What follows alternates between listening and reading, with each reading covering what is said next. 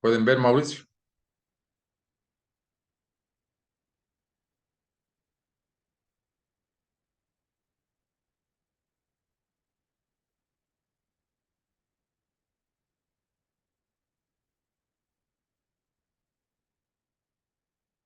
Me dicen si ven que no veo el chat ahora.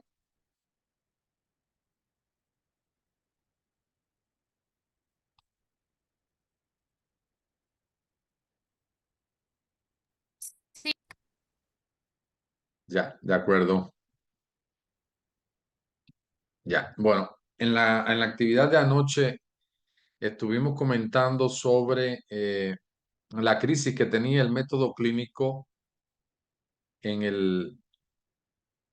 en cualquiera de los sistemas de salud, ya fuera una emergencia, en una sala hospitalaria, en una terapia o en la atención primaria de salud.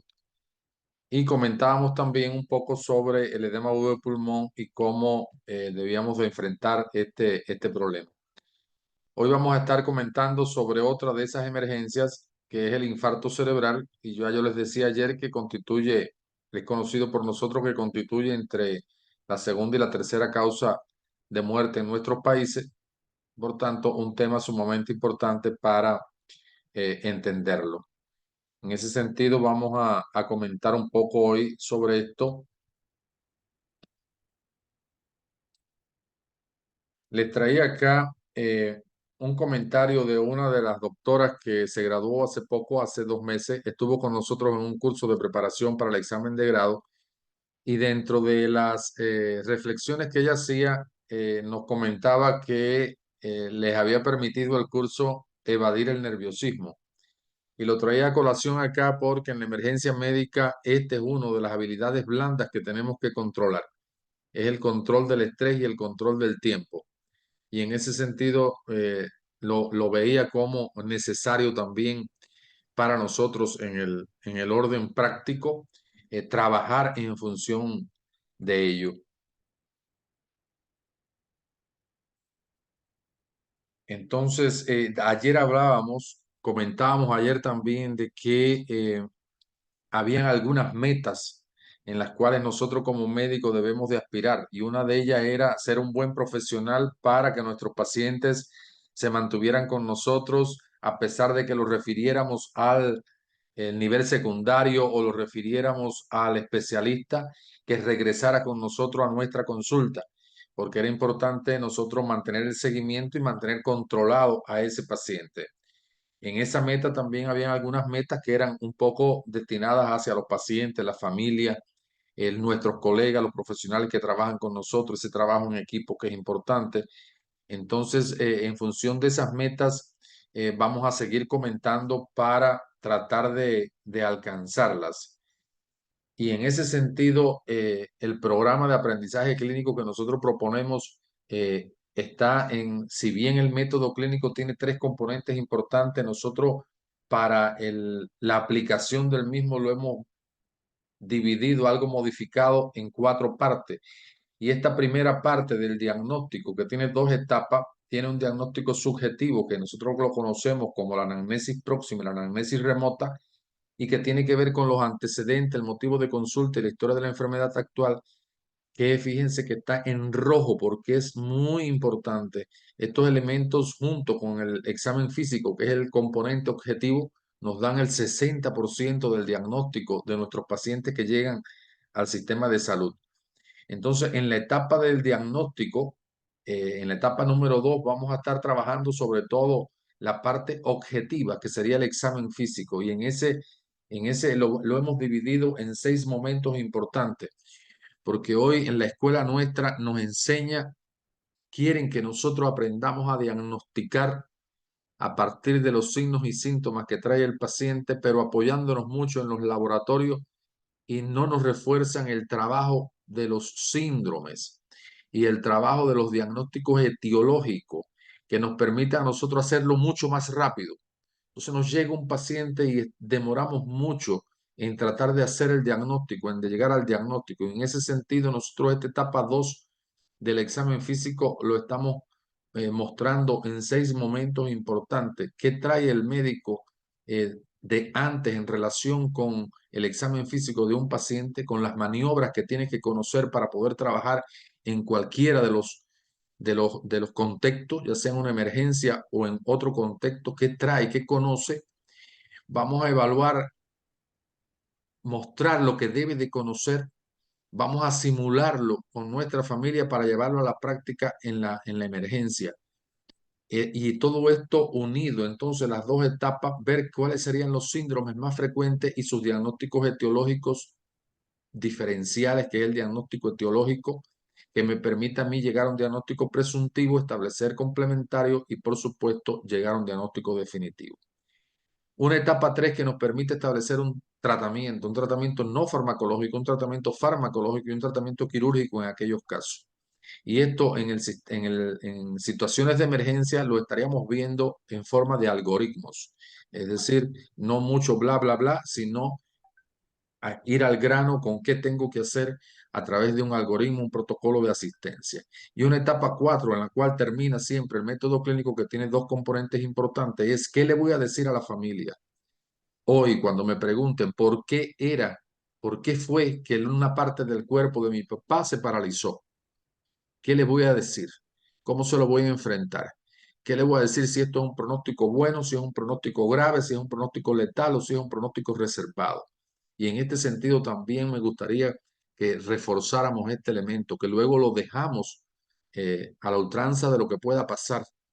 Y en las historias clínicas usted revisa 10 historias clínicas y 9 tienen pronósticos reservados. Y el pronóstico reservado es para aquel paciente donde yo no sé lo que tiene. Si yo sé que mi paciente tiene un infarto cerebral aterotrombótico, yo sé que el pronóstico es grave y tengo que saber explicarle a la familia por qué es grave. Entonces, en ese sentido queremos trabajar, y también en el sentido de qué pasa después que el paciente, cuál es el destino después que el paciente sale de la institución de salud. Entonces, en ese sentido es el enfoque que queremos dar a este programa de aprendizaje clínico que estamos por comenzar el sábado 18. Les muestro acá el hospital donde me hice médico en la provincia de Holguín, en Cuba. Ahí me hice también especialista y ahí estuve trabajando hasta el 2014, que vine acá a Bolivia. Por este quinto piso acá atrás, acá arriba, por este quinto piso está la terapia intermedia. Al inicio, los dos primeros cubículos, esto es la unidad de ictus. Después viene la terapia intermedia per se, y al final está la terapia de la unidad de cuidados coronarios agudos.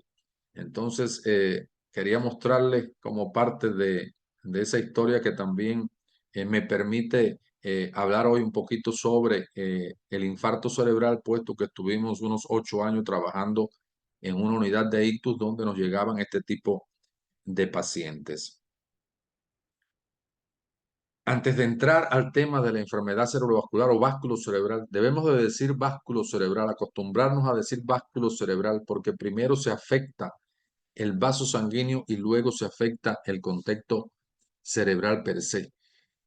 Antes de entrar a hablar sobre qué hacemos con este tipo de paciente, quería comentar algunos elementos anatomofisiológicos que todo médico debe de saber para entender las enfermedades vasculocerebrales, y también hacer un poco de diagnóstico diferencial entre los tipos de enfermedad cerebral antes de caer en el infarto cerebral per se. Esta es una imagen inicial donde muchas veces nosotros cuando revisamos una historia o cuando escribimos, cuando le preguntamos a un estudiante, nos dicen el paciente estaba inconsciente. Y es un término que nuestros profesores nos dicen que no debemos de utilizar, porque el término inconsciente me está diciendo que el paciente no tiene conciencia. Y si mi paciente no tiene conciencia, no tiene vida de relación y por tanto está en coma. Entonces, el término no tiene un buen uso a pesar de que lo encontramos en los libros y en los artículos. Entonces, yo debía de decir que mi paciente tiene una alteración de la conciencia y por tanto existen estados de la conciencia. Y si hablo de síndrome, diría que existe un síndrome de estrechamiento de la conciencia. Esa conciencia se integra a nivel del bulbo reticular, a nivel de tronco encefálico, a nivel de bulbo. Y ahí tenemos un pequeño grupo de neuronas que se llaman el área bulborreticular excitatoria o área excitatoria bulborreticular, cuyo neurotransmisor fundamental es la acetilcolina. es la acetilcolina, aunque también hay neurotransmisores excitatorios como la dopamina, el glutamato, la noradrenalina, que también disparan su secreción a este nivel, pero sobre todo en cuando hablamos del área excitatoria, la acetilcolina tiene un papel fundamental, a pesar de que ella en otras condiciones, en otros contextos, la acetilcolina se comporta con efectos inhibitorios. Aquí, en esta área excitatoria bulboreticular, las fibras salen del tallo cerebral y van en busca del tálamo. Y del tálamo van en busca de la corteza cerebral. En busca de la corteza cerebral. Entonces, es un área muy difusa que cualquier compromiso que yo tenga, por ejemplo, acá en corteza cerebral, un área de isquemia, se puede comprometer el área de la conciencia.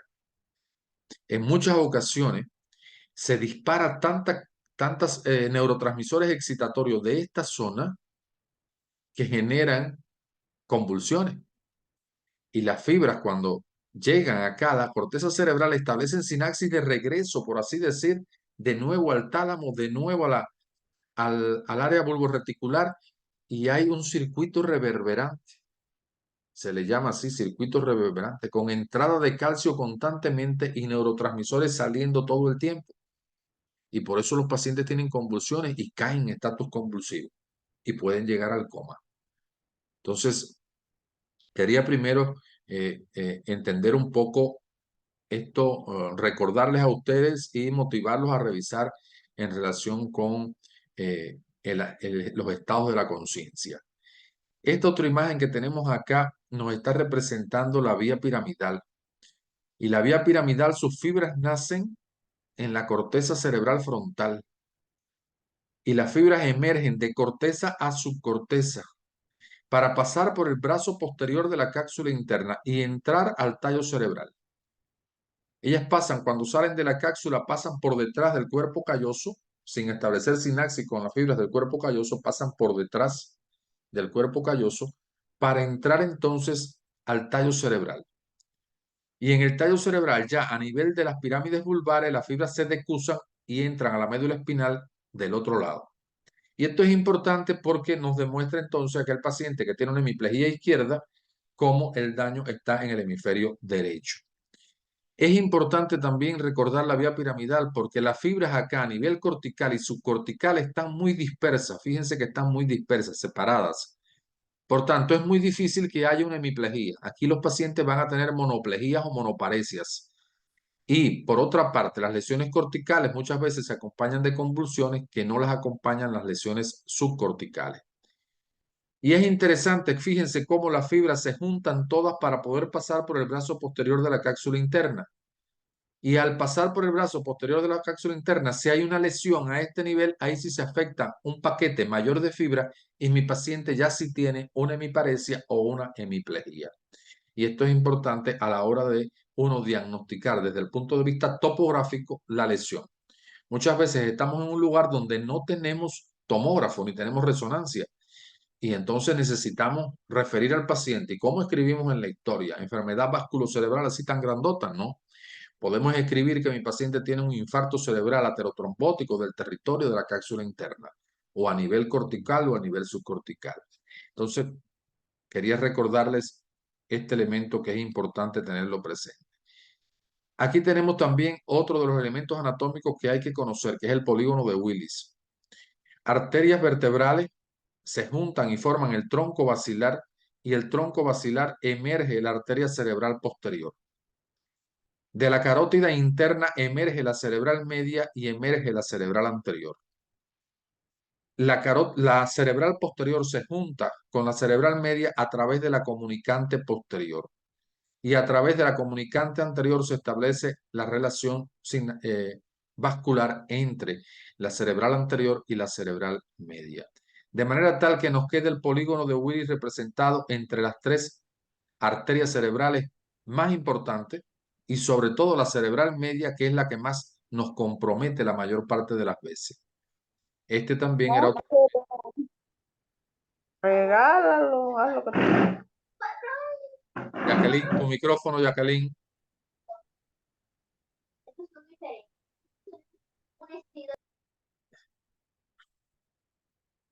Bien. Y por último, desde el punto de vista anatómico, también recordar el área de Wernicke y el área de Broca, que son dos áreas importantes que también guardan relación con el lenguaje. Recordemos que la información a nosotros nos entra o bien por los oídos o bien nos entra una información visual o una información auditiva. En cualquiera de los dos contextos, la información viaja al área de Wernicke, que está localizada en la región temporal posterior para establecer, está bien ubicadita en esta zona y es el área de la inteligencia, para establecer sinapsis entre la información visual que viene del lóbulo occipital y con la información sensorial que viene del lóbulo parietal. Y de aquí, del área de Wernicke, emerge la información hacia el área frontal, al área de asociación, hacia el lóbulo frontal, hacia el área de Broca. ¿Qué importancia tiene conocer estas dos áreas?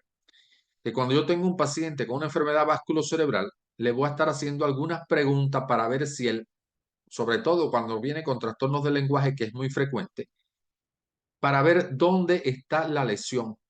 Y sin una tomografía somos capaces nosotros de identificar topográficamente dónde podría estar la lesión. Entonces, cuando yo le pregunto a mi paciente, ¿cómo tú te llamas? Y el paciente me dice 3, yo digo, este señor no tiene problema motor porque me dijo 3, pero si no me comprendió la palabra o la pregunta. Entonces, el área que está comprometida es el área de Wernicke. Y ya yo por aquí estoy dando una luz de dónde podría estar topográficamente la lesión, porque sé dónde está localizada el área de Wernicke. Por otra parte, cuando le pregunto a mi paciente, ¿cuál es tu nombre? Y el paciente lo único que es capaz de decir es, no es capaz de pronunciar ni monosílabos. Ahí yo estoy diciendo el área motora está comprometida. Y el área motora está representada por el área de Broca. Entonces yo ubico la lesión un poco más anterior en relación con el área de Wernicke. Entonces era otro de los elementos que en relación con los dos síntomas fundamentales que nos llegan los pacientes a cuerpo de guardia con una enfermedad vasculocerebral, que son los defectos motores, o tres síntomas, las alteraciones de la conciencia y las dificultades para la comprensión de la palabra y la articulación de la palabra, en ese sentido estos cuatro momentos son necesarios conocerlo. Vamos a hablar un poquito sobre el mecanismo fisiopatológico de lo que sucede ya en el infarto cerebral, porque no puedo ir a una emergencia sin conocer esto. Necesito saber que lo primero es que saber que el flujo sanguíneo cerebral es de un 15% del que viene del corazón y que de ahí yo tengo dos cosas importantes, glucosa y oxígeno para el metabolismo aerobio. Pero como tengo una isquemia por una placa de ateroma, una trombosis o una embolia, un émbolo, tengo un fenómeno isquémico, lo que se activa es el metabolismo anaerobio. Y en este metabolismo anaerobio lo que vamos a tener es, en vez de formar ácido pirúvico para formar el ATP, lo que vamos a estar formando va a ser ácido láctico. Y este ácido láctico nosotros sabemos que es muy ácido. Por tanto, vamos a tener cierto grado de acidez y esto no es muy bueno para el cerebro. Este sería el primer paso. El segundo paso es que, generada por esta acidosis láctica, va a haber disfunción de la cadena respiratoria. Y al haber disfunción de la cadena respiratoria, esto va a estar comprometido porque va a haber una respuesta inflamatoria y vamos a tener muchos radicales libres superóxidos. Y estos radicales libres superóxidos, todo lo que se encuentran en su camino, van a quitarle electrones y los van a convertir en más radicales. Y esto me va a comprometer la cadena respiratoria y me va a comprometer el metabolismo celular y la nutrición de la célula, en este caso las neuronas. Pasemos al paso 3. Estos radicales libres van a estimular, el exceso de radicales libres va a estimular la liberación de neurotransmisores excitatorios. A pesar, imaginemos entonces que se está pasando la hora dorada del infarto cerebral. Si llegara rápidamente mi paciente a cuerpo de guardia, quizás pudiéramos detener el proceso en los primeros minutos. Y no había una respuesta inflamatoria tan importante, liberación de toda la cascada de citoquinas inflamatorias, macrófagos, neutrófilos, a nivel de la zona de peligro, que pudiéramos contrarrestar esto. Pero sucede que mi paciente está en la casa y cuando le ven, y si es fin de semana, mucho peor, esperamos al domingo, esperamos al lunes, porque pensamos que el abuelito se le va a quitar lo que tiene. De lo contrario, como es un hipertenso el señor, la mayor parte de las veces vamos a bajarle la presión y lo que estamos es comprometiendo más los mecanismos de control compensatorios que tiene el cerebro, como la respuesta isquémica del sistema nervioso central, que produce catecolaminas para que haya una hipertensión y flujo sanguíneo a la zona de penumbra isquémica. Entonces, en este paciente se está demorando su llegada y esos radicales libres están haciendo de la suya. Y dentro de la suya está el tema del glutamato. Hay una liberación de neurotransmisores excitatorios, pero sobre todo de glutamato.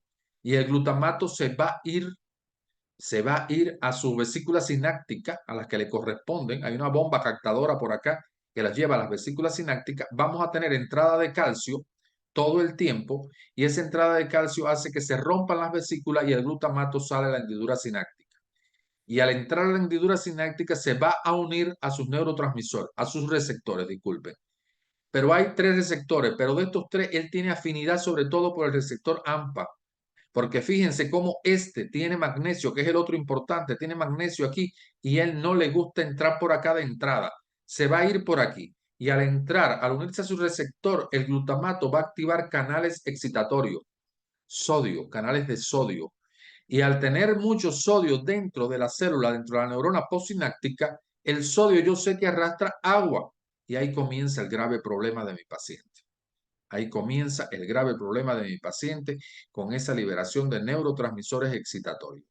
Y el grave problema es el edema citotóxico que se está generando a nivel de las neuronas postsinápticas. Aquí lo vemos en una neurona, en un dibujo, pero lo vemos también acá como hay borramiento de los surcos con ese edema marcado que tiene difuso con colapso aquí ventricular, ¿verdad? Entonces, el edema citotóxico generado, vuelvo atrás un momento, generado por la entrada de neurotransmisores de glutamato.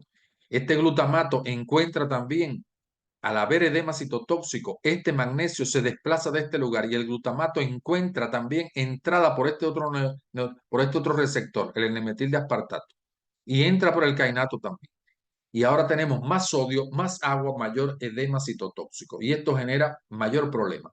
Imaginen el paciente que no acaba de llegar a la emergencia, que sigue deambulando entre la familia y el sistema. El paso 5 es que generado por la cantidad de edema citotóxico que hay, se activan unas caspasas y las caspasas me generan apoptosis. Y ya la apoptosis sí vamos en camino a algo muy grave. La apoptosis es la muerte celular programada. Un grupo de neuronas que todavía están vivas, están viendo a otras que están mejorcitas que ellas y deciden suicidarse. Esa es la apoptosis. Es una decisión. El área de penumbra se me sigue comprometiendo y está aumentando el área de necrosis. Entonces mi paciente muy comprometido y no acaba de llegar a la emergencia o acaba de llegar y estamos perdiendo mucho tiempo en el cuerpo de guardia. Y finalmente, el último paso de este mecanismo fisiopatológico es el enclavamiento amigdalino y la muerte. En vez de tener ahora 4 compartimentos, como tenemos arterias, venas, líquido cefalorraquídeo y cerebro, ahora tenemos un quinto compartimento dado por la masa, por el edema cerebral, que me va a estar comprimiendo al resto de los espacios. Y como no se resuelve la situación, hay una hipertensión endocraniana importante. Y el único chance que tienen ese grupo de neuronas es escaparse por el agujero occipital. Y ahí se llevan lo que se llevan. Y entre ellas las amígdalas cerebelosas y por tanto enclavamiento amigdalino y muerte de nuestro paciente. Entonces nosotros tenemos que tratar de evitar en estos 6 momentos que les he presentado para entender un poco la fisiopatología del infarto cerebral, tenemos que tratar de evitar hacer rápido las cosas. Desde la educación que tiene que tener la familia en relación con un paciente hipertenso y diabético, que son los 2 factores de riesgo fundamentales junto a la edad y la cardiopatía que nos complican a estos pacientes, hasta el nivel de atención primario y el nivel de atención secundario. De que nosotros tenemos un tiempo límite para resolver la situación de nuestro paciente. Se nos está acabando este primer tiempo. Entramos luego por el segundo enlace. Vamos a hacer rápido un diagnóstico diferencial entre las enfermedades vasculocerebrales que más nos llegan a la emergencia. Y hay un elemento importante que se llama antecedente. Los antecedentes para un ataque transitorio de isquemia, que es aquel cuadro que desaparece en una hora, manifestaciones neurológicas, cualquiera de ellas, del territorio vertebrovascular o del territorio carotidio, que le dan al paciente de forma súbita y que desaparece en una hora, pienso en ataque transitorio de isquemia. Y la edad mayor de 45 años con una estenosis carotidia son factores de riesgo importantes. El infarto lacunar, la unidad de la edad mayor de 45 años en un paciente hipertenso diabético, no olvidarnos nunca del infarto lacunar. El infarto aterotrombótico, aquel paciente con mayor de 45 años también, sobre todo mayor de 60, que puede ser hipertenso, que puede ser diabético, también puede ser. El cardioembólico con estos mismos factores de riesgo, pero con una cardiopatía embolígena. La hemorragia subaracnoidea, aquella paciente, sobre todo mujer joven, de la cuarta, quinta década de la vida, que tiene una malformación arteriovenosa o un aneurisma cerebral diagnosticado o no. Y la hemorragia intraparenquimatosa, el antecedente de hipertensión arterial. Y aquí sí la hipertensión arterial es el duro. Entonces, fíjense cómo desde el punto de vista de antecedentes ya podemos ir estableciendo diagnósticos diferenciales. El otro elemento sumamente importante en los diagnósticos diferenciales es la forma de instalarse el cuadro. El ataque transitorio de isquemia se instala de forma súbita, a diferencia del infarto lacunar y el infarto aterotrombótico que se instalan de forma lenta y progresiva. Por tanto, ese es un elemento que cuando yo pregunto a mi paciente o a la familia, me permite ir ya eliminando diagnósticos. El infarto cardioembólico es brusco, es súbito. Vino una fibrilación auricular, tuvo el episodio agudo, mandó un embolito para allá arriba y vino el ataque y la embolia cerebral. Es de forma súbita, por tanto, diagnóstico diferencial con el lacunar y con el aterotrombótico. La hemorragia subaracnoidea es en una mujer que toma anticonceptivo, es joven, y la forma de instalarse es súbita. Es un dolor de cabeza nunca experimentado